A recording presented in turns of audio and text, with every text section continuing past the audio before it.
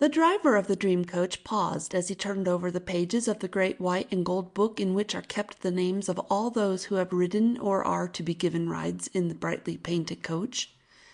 "I see," he said, addressing the little angels who helped him keep these records.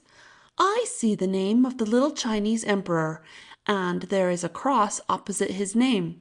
Has he been naughty?" he asked. "Has he been picking the sacred lotus flowers of his honorable ancestors? Has he—" "Oh, please," interrupted one of the smallest angels. "I put that cross there to remind me to tell you something about the little emperor. You see, he hasn't been naughty, not exactly, but he's made a mistake. He doesn't understand," said the smallest angel with his eyes round and serious. "And can I help the little emperor understand?" asked the driver of the dream coach.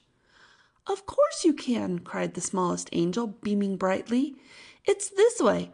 The little Chinese emperor has a friend of mine fastened up in a cage where he is very sad." "An angel in a cage?" asked the driver. "I never heard of such a thing." "Well, not exactly an angel, but what it was, and how the driver helped the little angel's friend, that you shall hear. The little emperor was dreadfully bored. He yawned so that his round little face, as round and yellow as a full moon, grew quite long, and his nose wrinkled up into soft yellow creases, like cream that is being pushed back by the skimmer from the top of a bowl of milk. His slanting black eyes shut up tight, and when they opened, they were so full of tears that they sparkled like blackthorn berries wet with rain. "Oh dear," cried his aunt, Princess Autumn Cloud. "The little emperor is bored. What shall we do? Oh, what shall we do to amuse him? For when he is bored, he very soon grows naughty, and when he is naughty, oh dear!" And she began to cry. But then she was always crying. When she was born, her father and mother named her Bright Yellow Butterfly Floating in the Sunshine.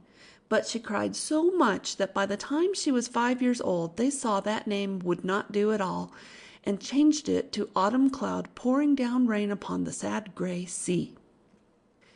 She cried about anything. If her lady-in-waiting brought her a bowl of tea with honeysuckle blossoms in it, she would cry because they weren't jasmine flowers.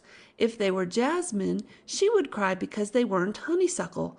When the peach trees bloomed, she would cry because that meant that spring had come, and that meant summer would soon follow, and then autumn, and then the cold winter. "And oh, how cold the wind will be then, and how fast the snow will fall," sobbed Princess Autumn Cloud, looking through her tears at the bright pink peach blossoms. She cried because her sea-green jacket was embroidered with storks instead of bamboo trees. She cried because they brought her shark fin soup in a bowl of green lacquer with a gold dragon twisting around it instead of a red lacquer bowl with a silver dragon. She cried if the weather was hot. She cried if the weather was cold. And hardest of all, she cried whenever the little emperor was naughty. Whenever she began to cry, a lady-in-waiting knelt in front of her and caught her tears in a golden bowl, for it never would have done to let them run down her cheeks like an ordinary person's tears. They would have washed such deep roads through the thick white powder on her face. Every morning Princess Autumn Cloud, and indeed every lady in the court of the little emperor, covered her face with honey in which white jasmine petals had been crushed to make it smell sweet. Then, when she was all sticky, she put on powder until her face was as white as an egg. Then she painted on very surprised-looking black eyebrows and a little mouth as red and round as a blob of sealing wax. It looked just as if her mouth were an important letter that had to be sealed up to keep all sorts of secrets from escaping. Princess Autumn Cloud, and Princess Gentle Breeze, and Lady Gleaming Dragonfly, and Lady Moon Seen Through the Mist, and all the rest of them would have thought it as shocking to appear without paint and powder covering up their faces as they would have thought it to appear without any clothes. So Princess Autumn Cloud leaned over as if she were making a deep bow, and let her tears fall into a golden bowl, and then, because they were royal tears, they were poured into beautiful porcelain bottles that were sealed up and placed, rows and rows and rows of them, in a room all hung with silk curtains embroidered with weeping willows. "Oh, what shall be done to amuse the little emperor?" sobbed Princess Autumn Cloud. Perhaps he would like some music." And she clapped her hands with her long, long fingernails covered with gold fingernail protectors. So 4 fat musicians, dressed in vermilion silk and wearing big horn-rimmed spectacles to show how wise they were, came and kowtowed to the little emperor. That is, they got down on their knees, which was hard for them to do because they were so fat, and then, all together, knocked their heads on the floor 9 times apiece to show their deep respect. Then one beat on a drum, boom, boom, and one clashed cymbals of brass together, crash, bang, and one rang little bells of green and milk-white jade, and the oldest and fattest beat with mallets up and down the back of a musical instrument carved and painted to look like a life-sized tiger with glaring eyes and sharp white teeth. The little emperor sprawled back in his big dragon throne under the softly waving peacock feather fans, stretched out his arms and legs, and yawned harder than ever. Oh, what shall be done to amuse him?" wailed Princess Autumn Cloud, bursting into tears afresh. "Can no one suggest anything?" And although the mandarins and the court ladies thought to themselves that what they would really like to suggest for such a spoiled little boy would be to send him to bed without his supper, they none of them dared say so, but tried to look very solemn and sympathetic. "Would the little old ancestor enjoy some sweetmeats?" suggested Lady Lotus Blossom. Old ancestor is what you call the emperor if you are properly brought up, and polite, and Chinese. So gentlemen-in-waiting came and kowtowed and offered the little emperor lacquered boxes of crystallized ginger, of sugared sunflower seeds, and of lychee nuts. But do you think he was interested? Not at all. He would not even look at them. "The wind is blowing hard. Would it amuse the little old ancestor to watch the kites fly?" asked old Lord Mighty Swishing Dragon's Tail. The little emperor didn't know whether it would or not.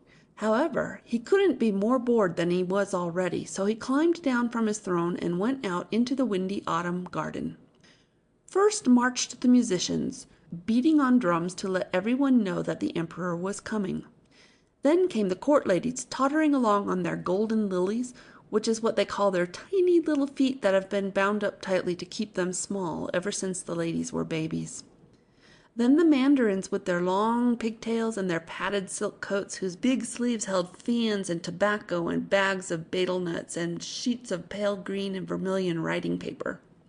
Then Princess Autumn Cloud in a jade green gown embroidered with 100 lilac butterflies, a lilac jacket, and pale rose-colored trousers tied with lilac ribbons.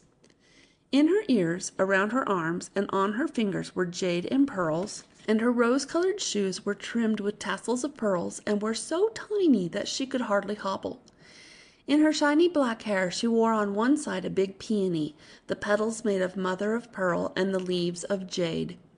Each petal and leaf was on a fine wire, so that when she moved her head they trembled as real flowers do when the wind blows over them. On the other side were 2 jade butterflies that trembled too. In front of her, walking backward, went her lady-in-waiting, holding the golden tear bowl in case the princess should suddenly begin to cry. And last of all, surrounded by his gentlemen-in-waiting, came the little emperor, dressed from head to foot in yellow, the imperial color, so that he looked like a little baby duckling.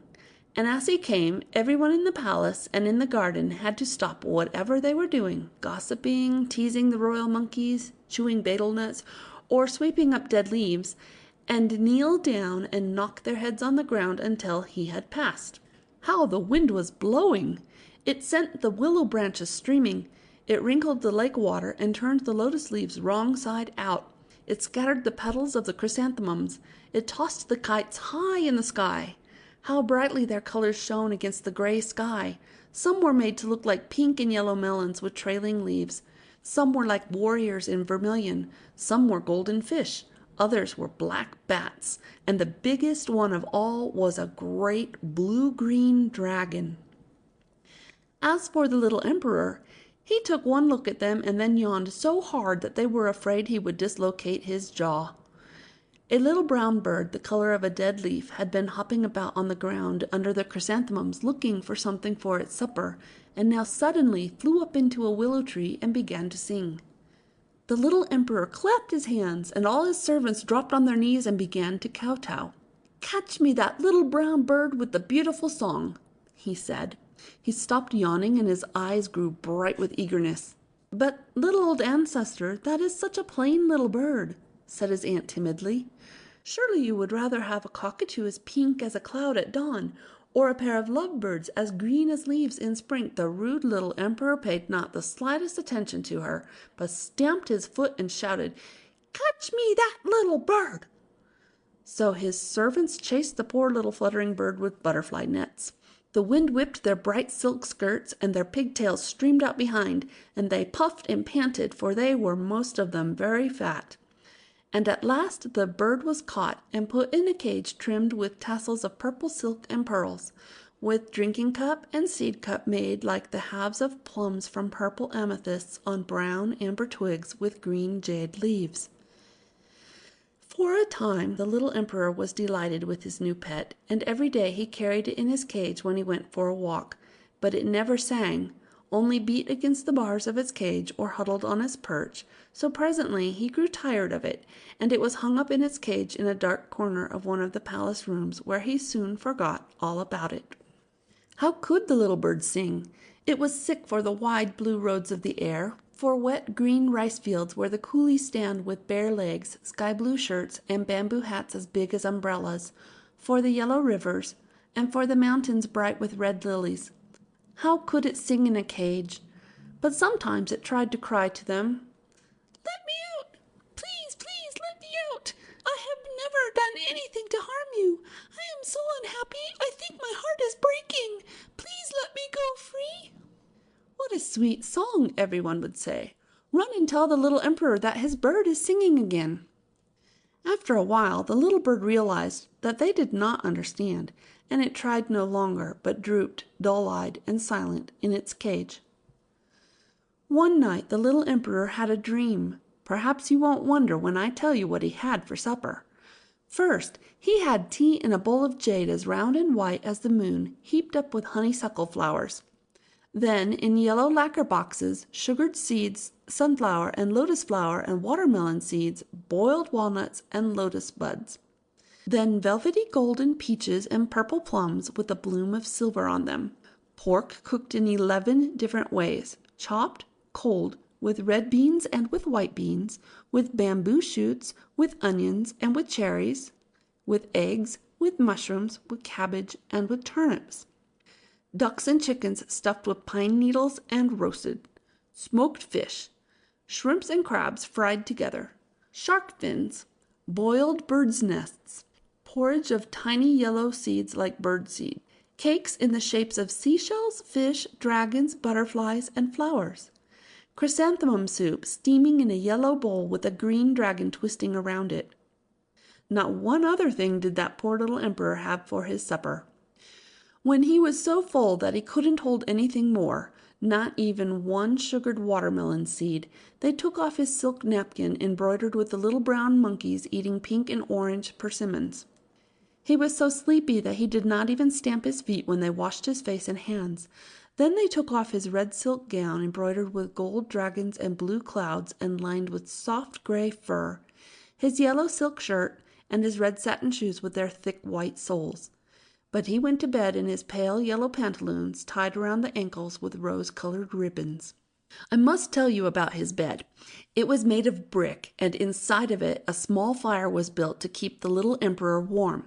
On top of this 3 yellow silk mattresses were placed, then silk sheets, red, yellow, green, blue, and violet, then a coverlet of yellow satin embroidered with stars.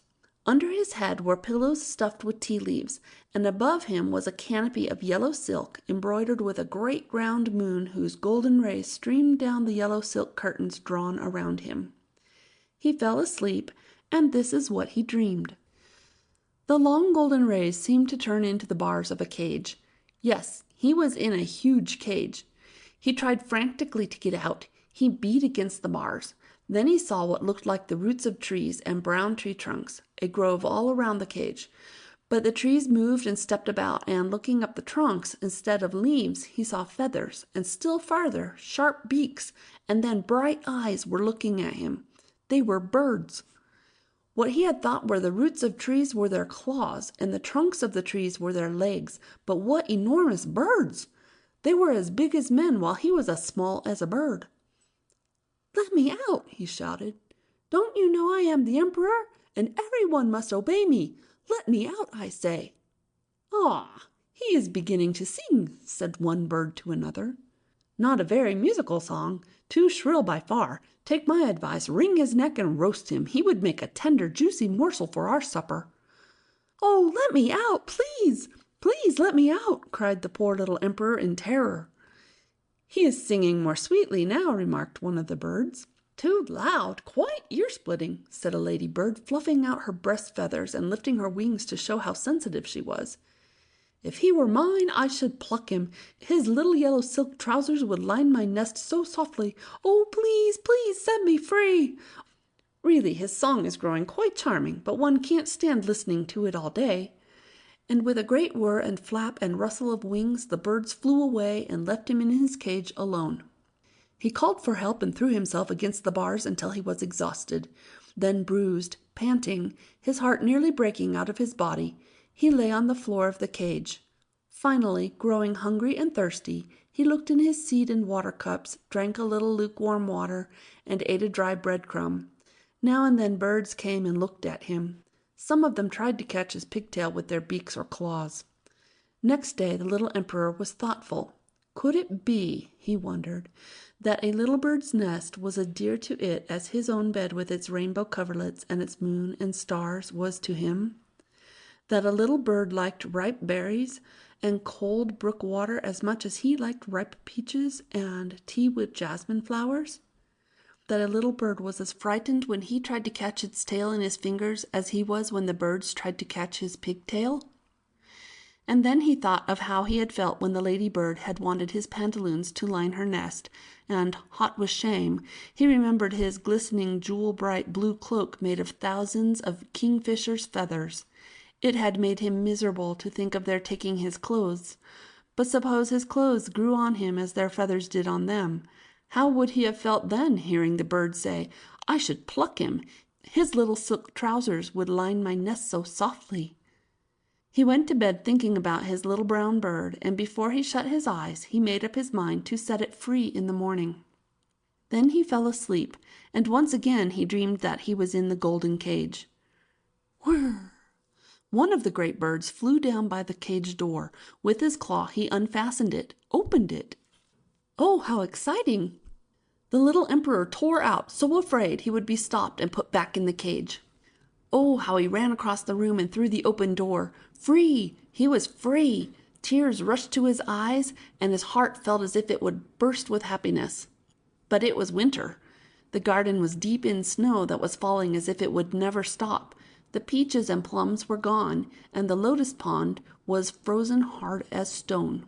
The little emperor had never been out in the snow before, except when he was dressed in his warm padded clothes, with one gentleman in waiting carrying his porcelain stove, and another bringing tea, and a third with cakes in a box of yellow lacquer, and a fourth holding between the snowflakes and the imperial head a great moss-green umbrella. So small and helpless in so big and cold a world, what could a little boy find to eat or drink? Where could he warm himself? He ran frantically through the snow. The rose-colored ribbons that tied his pantaloons came untied and trailed behind him, and the cold snow went up his bare legs. Pausing to catch his sobbing breath, he looked up to see the thick snow sliding from a pine-tree branch, and jumped aside just in time to keep from being buried beneath it.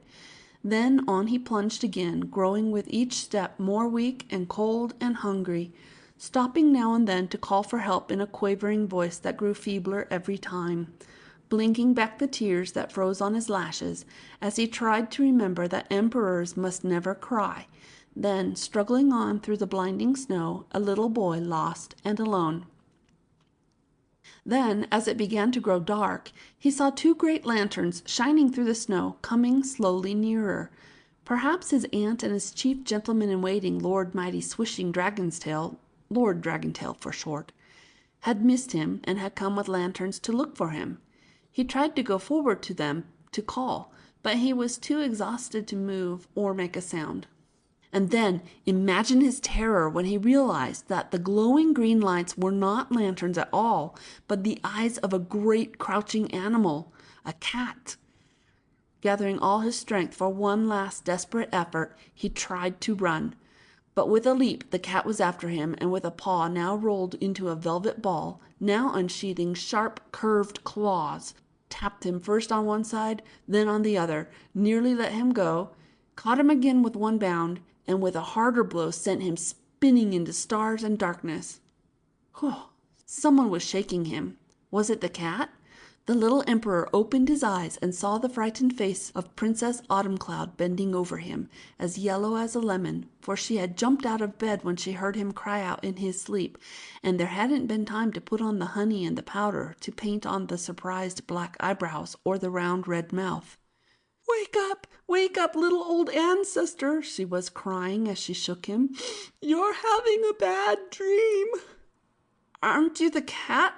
asked the little emperor, who wasn't really awake yet. "Certainly not, little old ancestor," replied his aunt, rather offended. The little emperor climbed out of his bed. The room was full of the still white light that comes from snow, and looking out of the window, he saw that the plum trees and the cherry trees looked as if they had blossomed in the night. The snow lay so white and light on every twig. Softly the snow fell, deep, deep it lay, and the people who passed by his windows went as silently as though they were shod in white velvet. The little emperor thought of his dream and decided that his little bird might suffer and die if he let it go free before winter was over, but he explained to the bird and tried to make it happier. "When summer comes, you shall fly away into the sky," he told it. He brought it fruit and green leaves to peck at, talking to it gently, and the little bird seemed to understand. The dull eyes grew brighter, and though it never sang, it sometimes chirped as if it were trying to say thank you. On the first night of summer, when the moon lay like a great round pearl in the deep blue sea of the sky, the little emperor slept and dreamed again that the cage door opened for him and let him go free. But oh, what happiness now! Happiness almost too great for a little boy to bear. Peonies were in bloom, each petal like a big seashell, and blue butterflies floated over them in the warm sunshine. Half hidden in the grass, the little emperor found a great purple fruit, a mulberry. How good it was!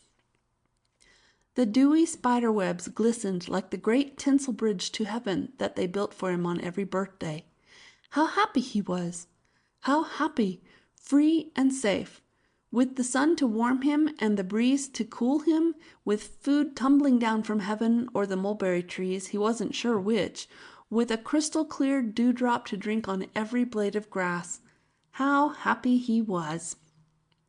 The lake was full of great rustling leaves and big pink lotus flowers. Venturing out on one of the leaves, he paddled his feet over its edge in the very gently lapping water. Then, climbing into one of the pink blossoms, he lay, so happy, looking up at the blue-green dragonflies darting overhead and rocking gently in his rosy boat. No, it was not the lotus flower that rocked him on the water. It was Princess Autumn-Cloud, who was gently shaking him and saying, "Wake up, if you please, dear little old ancestor." And hard as it is to believe, she was really smiling. The little emperor had been so good lately, and then it was such a beautiful day. He could not wait until after breakfast to let his little brown bird go free. As soon as he was dressed, he ran as fast as he could to the room where the bird cage hung. Pat, pat, pat, went his little feet in their blue satin shoes, and thud, thud, puff, puff, his fat old gentleman-in-waiting lumbered along behind him. "I've come to set you free," he whispered as he carried the cage with its tassels of purple and pearls out into the beautiful day. For 1 minute he wanted to cry, for he had grown to love the little bird, but he remembered again that emperors must not cry. He opened the door of the cage. "Little old ancestor's bird has flown away," cried the mandarins. "It has flown so high in the sky that we can hardly see it. the court ladies answered. And they all wished that the little emperor would stop gazing up into the sky at the little dark speck so that they might go in and have their breakfasts. But the little emperor, the empty birdcage in his hand, still looked up, high, high in the sky. And now, really, he could no longer see it. But a thread of song dropped down to him, a silver thread of song, a golden thread of love between the hearts of a little bird and a little boy. "Thank you, oh, thank you, my little emperor,"